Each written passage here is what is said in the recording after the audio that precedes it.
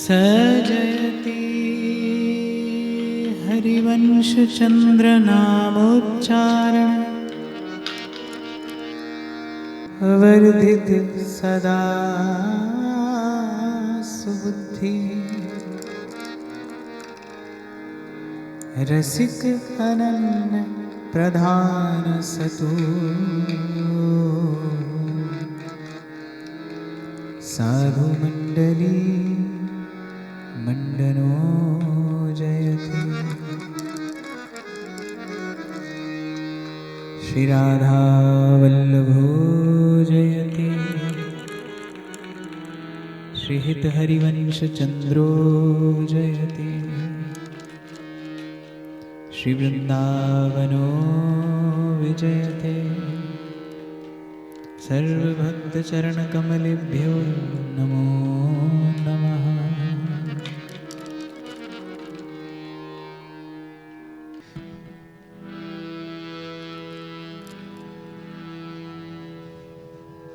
श्री राधा वल्लभ लाल की जय। श्री हित ललित लाडली लाल की जय। श्री राधा श्री राधा श्री राधा श्री राधा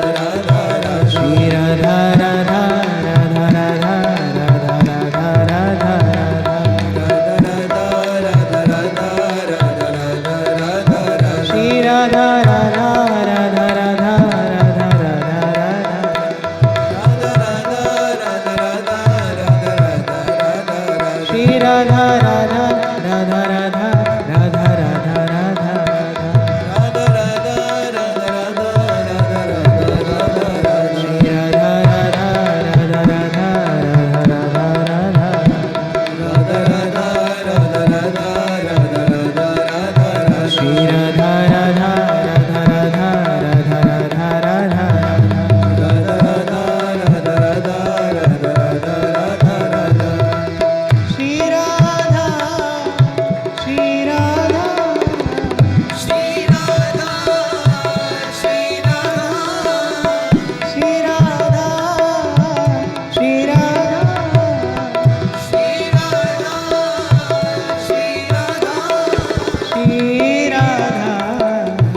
श्री राधा श्री राधा श्री राधा राधा राधा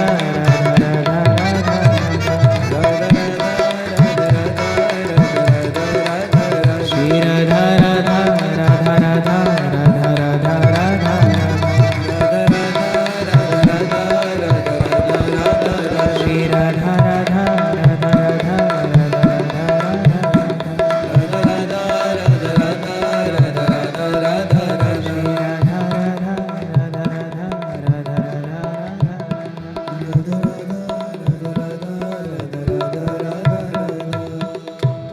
सद्गुरु चरणारविंदो जयति।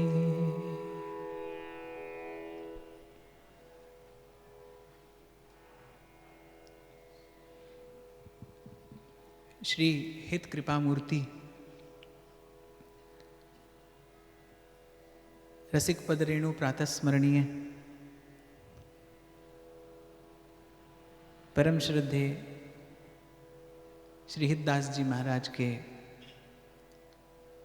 प्राकट्य महामहोत्सव के उपलक्ष्य में आयोजित इस उत्सव श्रृंखला में आज की चर्चा, आज का चिंतन, उसमें प्रवेश करें।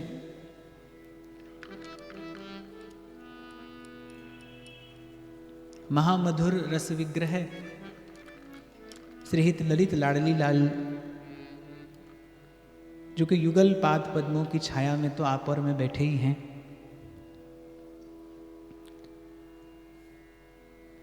पर जिनकी कृपा से, जिनकी प्रेरणा से आपको मुझे आज ये चर्चा, ये सत्संग के क्षण सुलभ हो रहे हैं,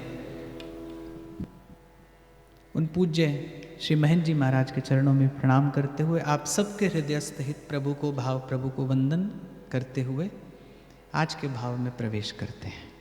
श्री राधा वल्लभ लाल की जय, महाप्रभु श्री हरिवंश चंद्र जी महाराज की जय, श्री हित सेवक जी महाराज की जय, श्री वृंदावन धाम की जय, सब संतन की जय।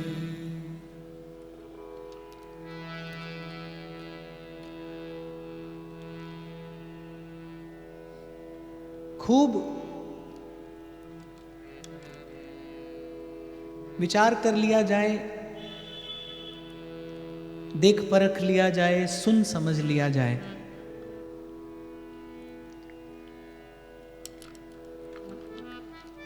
एक बात हाथ आती है कि ये जो जीवन में अभाव है, ये जो जीवन में अपूर्णता है, जो जीवन में अधूरापन है, जिसके कारण जीव जन्म जन्मांतर से भटक रहा है और जब तक वो अभाव पूरा नहीं होगा तब तक भटकता रहेगा। तो ये जो अभाव है, ये अपूर्णता है, ये किस प्रकार पूरा किया जा सकता है? मुझे ऐसा लगता है कि अध्यात्म जगत में कोई बहुत अधिक प्रश्न है नहीं, कुछ एक प्रश्न है और जिनके उत्तर में सब कुछ सिमटा है, सब कुछ समाया है। तो खूब विचार कर लीजिए, साधक को करना ही चाहिए, और खूब देख समझ लीजिए, सुन लीजिए। एक बात हाथ आती है, यद्यपि विचार करना सबके सामर्थ्य की बात नहीं होती, क्योंकि विचार करने के लिए विवेक की आवश्यकता होती है और विवेक बिना सत्संग के मिलता नहीं। पर यदि कोई सत्संग से प्राप्त विवेक से विचार करे तो वो बड़ी जल्दी समझ सकता है कि जीवन का अभाव केवल केवल और केवल प्रेम से ही पूर्ण किया जा सकता है। कई बार आप लोगों के साथ चर्चा होती रहती है कि मन आधे अधूरे से मान जाता है। मन को हम आधे अधूरे में लगाते आए हैं, आधे अधूरे से मनाते आए हैं। मन आधे अधूरे से मान जाता है। बुद्धि भी कई बार अपूर्ण में लगकर भ्रमित हो जाती है। और चित्त तो मन और बुद्धि का अनुगमन करता है। जहाँ मन और बुद्धि है उसी के परिणाम स्वरूप आपका चित्त होगा। अगर मन और बुद्धि संसार में है तो चित्त अस्थिर होगा, और अगर मन और बुद्धि लग गया है गुरु की कृपा से, सत्संग की कृपा से प्रभु में, तो चित्त भी स्थिर होना आरंभ हो जाएगा। तो चित्त तक तो मन और बुद्धि के बाद ही पहुंचा जाता है। तो जैसा मैंने निवेदन किया कि मन लग जाता है आधे अधूरे में, लगता ही आया है आपका, मेरा अब तक लग रहा है, आधे अधूरे में ही लग रहा है। अपूर्ण संसार में मन एक नहीं अनेक जन्मों से लगा है, तो मन लगता है आधे अधूरे में। इसलिए मन पर बहुत मत जाइए, और बुद्धि भी भ्रमित हो जाती है। बड़े बड़े ज्ञानी, बड़े बड़े विवेकवान, बड़े बड़े विचारवान पुरुष भी इस माया जाल में भ्रमित होते देखे गए हैं। स्वयं श्री महाप्रभु कहते हैं, पारासर सुर इंद्र कलप कामिनी मन फंध्या। भगवत तत्व को जान लेने के पश्चात भी जीव भ्रमित हो सकता है। स्वयं रसिक अनन्य नृपति स्वामी श्री हरिदास जी महाराज कहते, कबहू मन इत उत चल जात। और महाप्रभु तो साधक को कहते हैं कि यही डर ही डरप हरिवंश हित, ना जानो छिन अंत कवन बुद्धि घटई प्रकाश। कवन बुद्धि यानी कि बुद्धि कब भ्रमित हो जाए कुछ कहा नहीं जा सकता। आज आपके पास सब कुछ है, मैं विचार की दृष्टि से कह रहा हूं, आज आपके पास सब कुछ है, आप जान भी गए, आप समझ भी गए, लेकिन अगले पल ये स्थिति रहेगी कोई निश्चित नहीं है, कुछ निश्चित नहीं है। जब तक ये पंचभूत का देह है, जब तक ये त्रिगुण जनित संसार है, तब तक भ्रम और भूल हो सकती है, तब तक भ्रम और भूल हो सकती है। तो बुद्धि भी भ्रमित होती है। और चित्त तो मैंने कहा कि मन और बुद्धि के परिणाम स्वरूप चित्त की स्थिति है। मन और बुद्धि संसार में है तो चित्त अस्थिर ही रहेगा। आप वृंदावन रहिए या आप कहीं भी रहिए, लेकिन यदि मन बुद्धि संसार का स्पर्श कर रहा है तो चित्त अस्थिर रहेगा। तो एक वस्तु है जो कभी आधे अधूरे से समझौता नहीं करती, जिसका अभाव कभी संसार पूर्ण नहीं कर सकता, और वो है आत्मा। आत्मा का अभाव संसार से पूरा नहीं होता। आपको एक बात निवेदन करूं, ये जितनी बार संसार में हम लोग निराश होते हैं, हताश होते हैं, किसको निराशा होती है? कौन हताश होता है? न मन न बुद्धि। मन तो संसार की छोटी सी वस्तु पाकर फूल उठता है, मन तो संसार का छोटा सा सुख पाकर हर्षित हो जाता है, आनंदित हो जाता है, और मन तो सदा ही इस झूले में झूलता है, सुख पाकर फूलता है, दुख पाकर बिलबिलाता है। ये जो हताश होते हैं आप और मैं, देखो कभी कभी ऐसा भी होता है कि व्यक्ति अपने आप को, अपने दोषों को, अपनी त्रुटियों को स्वीकार नहीं कर पाता, वो बात दूसरी है। स्वीकार करे तो मैं कहता हूँ, और बड़ी बड़ी गारंटी के साथ ही बात कहता हूँ, यदि व्यक्ति स्वीकार करे तो प्रत्येक व्यक्ति ये जानता है कि मैंने संसार में जितना प्रयास किया है वो निष्फल है, मुझे उसके परिणाम स्वरूप कुछ मिला नहीं। मैं तो कई बार कहता हूँ, कौन है, कोई है ही नहीं यहाँ पर जिसको संसार की कटुता की कभी अनुभूति ना हुई हो, जिसको संसार ने कभी पीड़ित ना किया हो। अरे शास्त्र कहता है दुखालयम, और केवल दुखालयम नहीं कहता, साथ में कहता है शाश्वतम। माने ये कल भी दुख का घर था, आज भी दुख का घर है, कल भी दुख का घर रहेगा। और मैं तो एक बात और भी कभी कभी कहता हूँ, सुख और दुख की परिभाषा क्या है? क्या होता है सुख और दुख? मुझे ऐसा लगता है जिसको अभी इच्छा है, जिसको अभी कामना है, और मैं कहता हूँ जिसको आशा है ना इस संसार से सुख पाने की, वही दुखी है। यही सुख और दुख की परिभाषा है। संसार से सुख पाने की इच्छा का नाम दुख है। लेकिन आपकी आत्मा है, और ये प्रभु की कृपा है, ये प्रभु का अनुग्रह है कि हमारी आत्मा जो है वो कभी आधे अधूरे से मानती नहीं। यही इसीलिए आप और मैं बार बार निराश और हताश होते हैं, बार बार हम असफल होते हैं। ये बात दूसरी है कि आपके मेरे पास कोई और बल, कोई और आधार नहीं है, तो फिर घूम फिर के उसी संसार में लग जाते हैं। क्या करें, कहाँ जाएं? कोई और स्थान भी तो नहीं है लगने के लिए। मन को लगाने के लिए क्या है आपके मेरे पास? कुछ भी तो नहीं। घूम फिर कर रहा बचा वही संसार है, इसीलिए निराश हताश होकर भी फिर उसी में लगते हैं। पर इस बात को मान लेने से जीवन में वास्तविक साधन आरंभ किया जा सकता है। आप मान लें कि आपका अभाव प्रेम के अतिरिक्त पूरा कोई नहीं कर सकता। और मैं इसको एक साधक के लिए बड़ी उपलब्धि मानता हूं कि यदि वो केवल इतना जान ले कि मुझे वास्तविक रूप में इच्छा किस वस्तु की है, मुझे पूर्णता और मुझे प्रसन्नता की अनुभूति कराने के लिए चाहिए क्या? केवल इतना जान लिया जाए तो मुझे लगता है साधक के लिए बड़ी सफलता है। मुझे लगता है महाराज श्री कई बार कि बड़ी बड़ी बातें कहते भी रहते हैं हम लोग और सुनते भी रहते हैं, लेकिन एक बड़ी अच्छी बात मुझे कहीं से मिल गई, मूल्यवान बात है, आप लोगों के साथ बांटता हूं कि छोटी छोटी बातों से जीवन में पूर्णता आती है। मैंने कहीं पढ़ा, मुझे बड़ा अच्छा लगा, लिखा है कि छोटी छोटी बातों से जीवन में पूर्णता आती है और पूर्णता का आना कोई छोटी बात नहीं होता। तो कभी कभी हो सकता है किसी को ये भी लगे अरे ये कोई बहुत बड़ी बात बता रहे हैं क्या कि प्रेम से ही सब कुछ मिलता है, तो हम भी जानते हैं पर लेकिन इस सत्य को पहचानना दूसरी बात है। और मैं बड़ा बल देकर फिर आपसे कह रहा हूं कि यदि कोई केवल इतना जान और समझ ले कि मुझे जीवन में वास्तविक रूप में इच्छा किस बात की है, मेरा गंतव्य क्या है। गति पर काम करते मैं बहुत लोगों को देखता हूं जो अपने चलने की गति पर बहुत काम करते हैं, खूब भागेंगे, खूब दौड़ेंगे, लेकिन मुझे लगता है गति से कहीं अधिक महत्वपूर्ण है दिशा का ठीक होना। जैसा मैंने आपको निवेदन किया कि जान लीजिए, मान लीजिए और कितने जन्म बीत जाए आपको इसको स्वीकार करने में, पर करना पड़ेगा भाई कि आत्मा का अभाव केवल प्रेम से पूरा किया जा सकता है। तृप्ति यदि कभी संभव है, यल्लब्धवा पुमान सिद्धो भवति अमृतो भवति, और नारद जी भक्ति सूत्र देते तृप्तो भवति। किसे पाकर? इसी प्रेम को पाकर, इसी अनुराग को पाकर, जिसे हम हित कहते हैं, हमारे यहाँ पर हित हरिवंश कहा जाता है ना। ध्रुवदास जी के ने प्रथम नाम हरिवंश हित रट रसना दिन रैन। मुझे लगता है हित को समझे बिना हरिवंश समझा नहीं जा सकता। पहले हित को समझा जाता है, पहले हित को जाना और पहचाना जाता है, हित का मोल जाना जाता है। जब किसी को ये लगे ना कि भाई इसके बिना तो जीवन गतिमान ही नहीं होगा, अब इसके बिना कोई विकल्प नहीं है, कब इसके बिना कोई रास्ता नहीं है, तब उस वस्तु का मोल पता चलता है। तो पहले इस भाव को मूल्य दीजिए अपने जीवन में कि हाँ भाई मुझे जीवन में केवल एक ही वस्तु की आवश्यकता है और केवल एक, और वो है निष्काम प्रेम।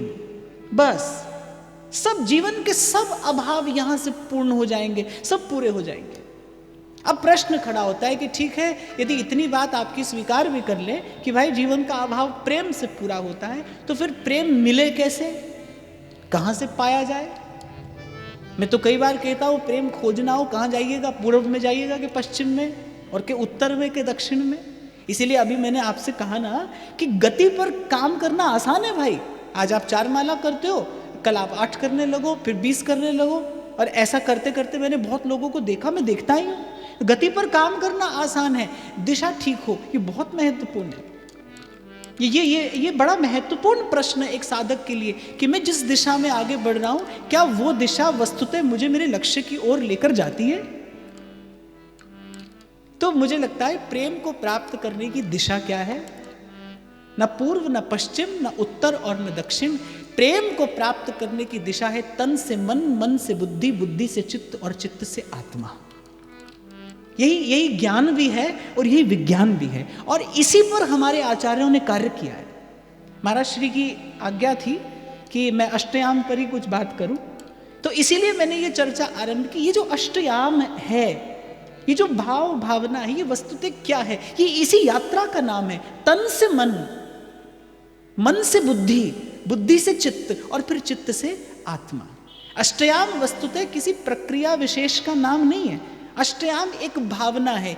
आपके मन को, आपकी बुद्धि को निरंतर एक आहार देने के लिए कि मैं प्रिया प्रीतम की सेवा में हूं, मैं प्रिया प्रीतम की सेवा में हूं, मैं प्रिया प्रीतम की सेवा में हूं। देखो ज्ञान के मार्ग पर कोई चले ना, तो ज्ञान का मार्ग कार्य करता है मन बुद्धि चित्त अहंकार पर। इसे अंतःकरण चतुष्टय कहते हैं। वो लोग तन को नहीं गिनते, लेकिन मुझे लगता है भक्ति की यात्रा का आरंभ तन से होता है, तन से मन। और मुझे तो ऐसा लगता है भाई, हो सकता है ये मेरी अनाधिकार चेष्टा भी हो ये कहना, लोग कह तो देते हैं कि भाई शरीर कहीं भी पड़ा रहे, मन से भजन होना चाहिए, पर ऐसा होता नहीं। शरीर में रोग हो, शरीर में पीड़ा हो, शरीर में क्लेश हो, तो क्या भजन संभव है? क्या चित्त की एकाग्र स्थिति संभव है? नहीं संभव है, संभव नहीं है। इसीलिए मैं बार बार आप लोगों से कहा करता हूँ कि यही इसी तन से, इसी स्थूल स्थान से आपको इस यात्रा का आरंभ करना है। इसीलिए साधक का प्रत्येक व्यवहार, प्रत्येक चेष्टा अपने इष्ट के भावना भावित रहे।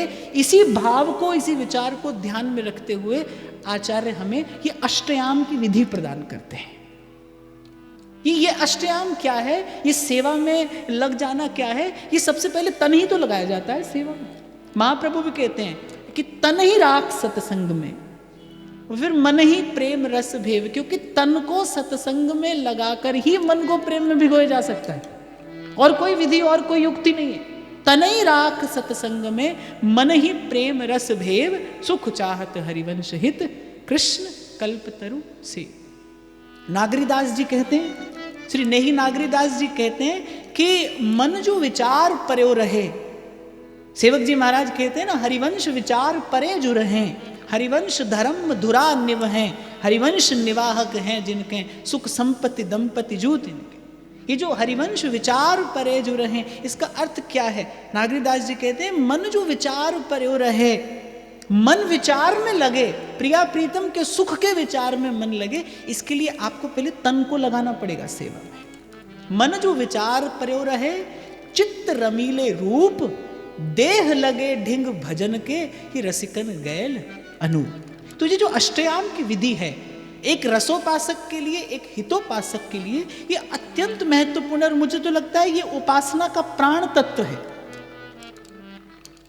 और छोटा सा एक अनुभव मैं ये भी आपको निवेदन करूं कि संत कहते हैं, भगवान कहते हैं, निर्मल मन जन सो मोहि पावा। लीजिए, मन की निर्मलता पाई कैसे जाती है, कैसे अर्जित की जाती है ये स्थिति? मुझे ऐसा लगता है साधन बहुत हैं, जप है, तप है, योग है, ध्यान है, साधना की बड़ी विधियां हैं, और सब अपने आप में कहीं ना कहीं उपयोगी हैं।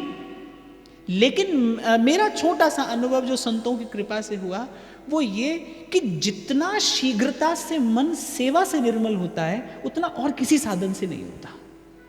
जो अपना सूक्ष्म अहम सेवा में विसर्जित होता है, वो किसी अन्य साधन से नहीं होता। इसीलिए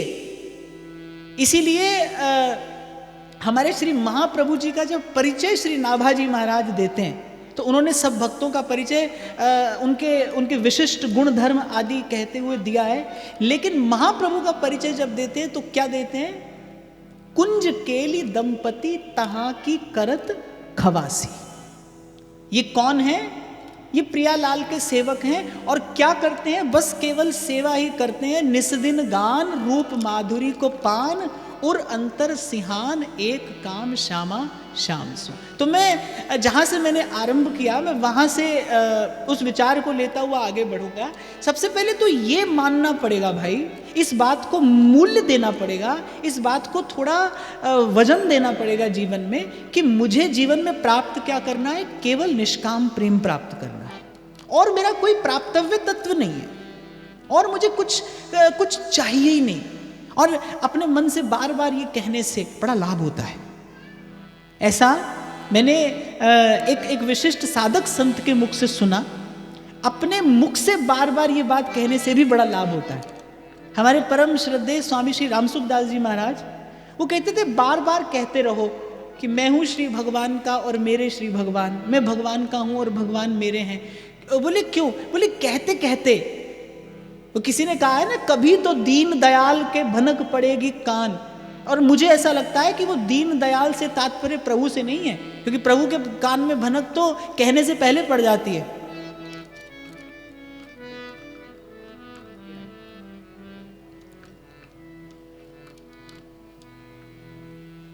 तो वो जो संत कहते हैं ना, कभी तो दीन दयाल के भनक पड़ेगी कान, कहते कहते कौन मानता है? कहते कहते कौन सुनता है? अपना ही मन सुन लेता है एक दिन। ये बड़ी विडंबना है कि, और मैं तो कई बार अपने जीवन में ये देख लेता हूं कि हम लोगों की बातें सारा संसार सुनता है, लेकिन अपना ही मन नहीं सुनता। इसीलिए ये बड़ी पते की बात है कि जिन साधक संतों ने चेताया है जगाया है। उन्होंने संसार को नहीं, अपने मन को चिताया है, मन को ही सुनाया है, मन को ही जगाया है। मन ही नहीं सुनता भाई, बाकी तो सब सुनते हैं, हमारी बात सब सुनते हैं, हमारा अपना मन नहीं सुनता। तो मुझे तो ऐसा लगता है जब कोई कहता है कि राम नाम रटते रहो जब तक घट में प्राण, कभी तो दीन दयाल के भनक पड़ेगी कान। अब भाई भगवान को कोई ऊंचा सुनाई तो देता नहीं, वो तो बिना बोले सुन लेते हैं और पढ़ लेते हैं। तो ये जो दीन दयाल की बात है ना, मैंने संत के मुख से सुना था, बोले 3 प्रकार की कृपा आवश्यक है साधक को। सबसे पहले इष्ट की कृपा, गुरु की कृपा, और फिर इष्ट की कृपा, और फिर तीसरी अपनी कृपा, आत्म कृपा, अपने मन की कृपा हो आप पर। तो ये जो दीन दयाल कहा है ना, ये प्रभु के लिए नहीं, अपने मन के लिए कहा है। आप कहते रहिए कि भाई मुझे जीवन में केवल प्रेम की ही आवश्यकता है, निष्काम प्रेम, केवल प्रेम, विशुद्ध प्रेम, निर्मल प्रेम, निश्चल प्रेम। कहते रहिए, रटते रहिए, एक दिन आपका मन सुनेगा, एक दिन आपका मन स्वीकार करेगा, हाँ भाई प्रेम की ही आवश्यकता है। तो इस विषय से आज हमने बात कहनी आरंभ की कि आवश्यकता प्रेम की है। और प्रेम पाया कैसे जाता है? प्रेम न बाड़ी उपजे और न हाट बिकाए। ऐसा मैंने कहा, भगवान को खोजना है, कहाँ जाइएगा? पूर्व में जाइएगा कि पश्चिम में, और उत्तर में जाइएगा कि दक्षिण में? कहीं नहीं है। तो कहने वाला कहता है कहूँ तो है नहीं, और नहीं कहूँ तो है, और इस है नहीं के बीच में कुछ ना कुछ तो है। अब होने को तो सब जगह है, और नहीं है तो फिर कहीं पर भी नहीं है, तो कहाँ ढूंढिएगा? बड़ी बात है कि इसीलिए मैंने कहा कि गति तीव्र हो कम हो चिंता की बात नहीं है, दिशा ठीक हो। हम जहाँ ढूंढने जा रहे हैं वो जो दिशा है, वो जो आपका लक्ष्य गंतव्य है, उसका निश्चय कर लेना बहुत आवश्यक है, बहुत आवश्यक है। तो आरंभ करना है कहाँ से? आरंभ करना है इसी तन से। ये जो तन दिया है, और वैसे भी दिया किस लिए है भगवान ने? गोस्वामी जी कह रहे तन बिन वेद भजन नहीं बरना। तन दिया है किस लिए? भजन के लिए।